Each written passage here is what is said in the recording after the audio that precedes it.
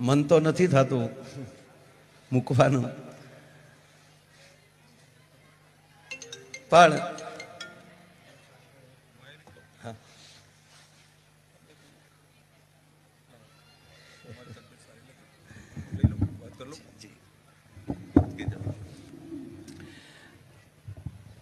થોડીક મારી તબિયત આ જિંદગીમાં પહેલી વાર આવી બગડી છે, એટલે હું આપ બધાની માફી માગવા માટે,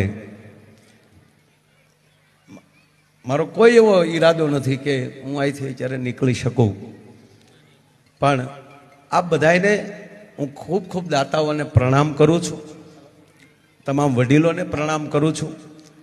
પ્રમ દિવસે સીએમ સાહેબ પધારે ત્યારે પણ બધાએ ભાવથી, એટલે અત્યારે રાસ ગરબા માટે ની વાત છે કે બધાએ રાસ ગરબા રમજો, અને તમામ વડીલોને ક્ષમા માગું છું કે આઈ એમ વેરી વેરી સોરી, ક્ષમા કરજો.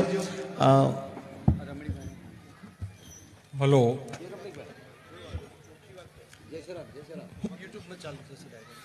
અત્રે પધારેલા ગામના વડીલ ભાઈઓ બહેનો દાતાઓને એક જાણ કરવાની કે માયાબેને અડધો કલાક પહેલાં થોડો છાતીમાં દુખાવો પડ્યો છે.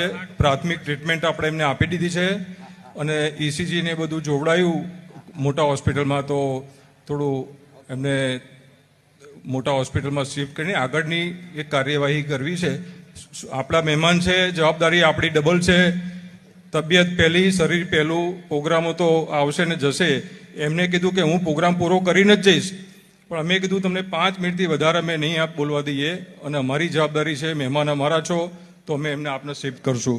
તો માયાબી આપ ચિંતા કરશો નહીં, બધાના આશીર્વાદ છે, બધાના આપણે બહુ સારી રીતે ટ્રીટમેન્ટ થશે અને બધું સરસ થઈ જશે.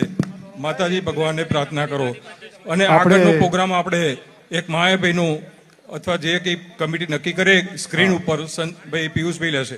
આપણે ભાઈ આપણા ગામ ટોળાની માતા, આપણા દોલો માતા, આપણા સર્વે કહેવાય કે જે દેવસ્થાનો છે એ દેવસ્થાનોને માનીએ છીએ. સાહેબ આપણા ઘરે મહેમાન તરીકે આવ્યા છે, કાર્યક્રમ કરવાનો હતો, બહુ સારું આયોજન હતું, પણ પરિસ્થિતિ એટલી ખરાબ છે. ડૉક્ટરોનું એવું કહેવું છે કે એમના છાતીના દુખાવાના કારણે એમને હવે બોલાવ્યું છે નહીં.